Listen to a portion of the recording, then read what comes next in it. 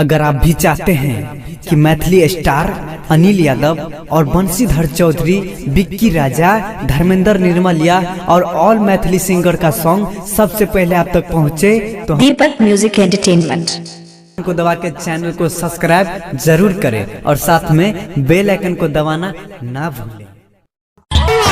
Mix by DJ Deepak Raj. DJ दीपक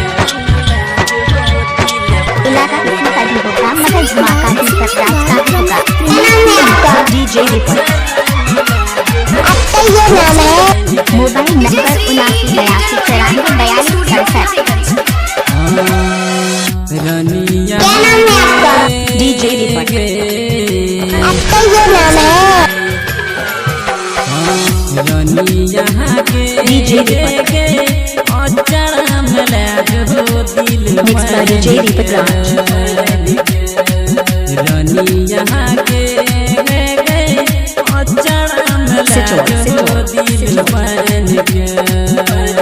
बजरंग टोल से चोर DJ Deepak DJ Deepak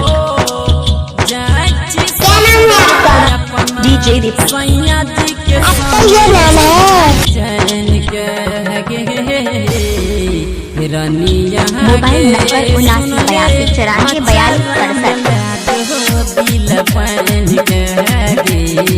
7982 mix by DJ Deepak Raj.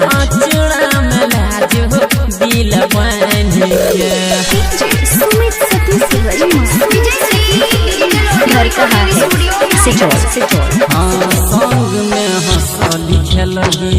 Bajrang टोल से चोर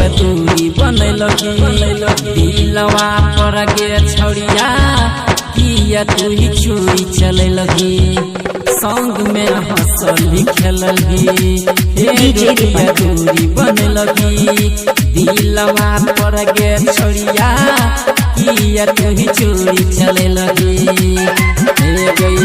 मोबाइल नंबर 7982424267 जोहर जुदाई घुट घुट कोना के मिक्स बाय डीजे दीपक राज। हटल करे जखबा के कोना के सीबे जोहर जुदाई घुट घुट कोना के बजरंग टोल से चोर जोहर जुदाई घुट घुट कोना के पीबे दीवाना धमाका दीपक राज का होगा। डीजे दीपक डीजे दीपक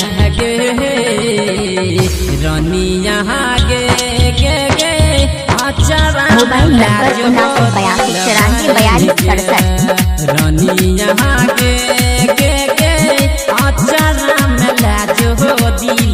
7982944267 डीजे दीपक राज।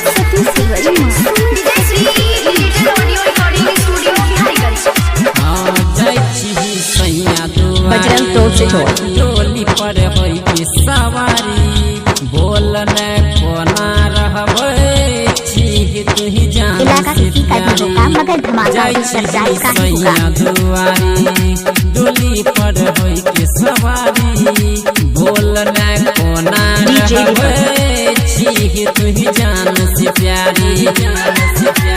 मोबाइल नंबर 7982944267 चल जय दिशा थके आ जाए हाथ माथ को लाके कान रात गे पर मोद पर अनिल के जय दिशा थके रूपेश भैया डीजे दीपक के हाथ गे भैया कान तो छौड़िया मत पधर के हाथ गे हमू शादी कर लेबै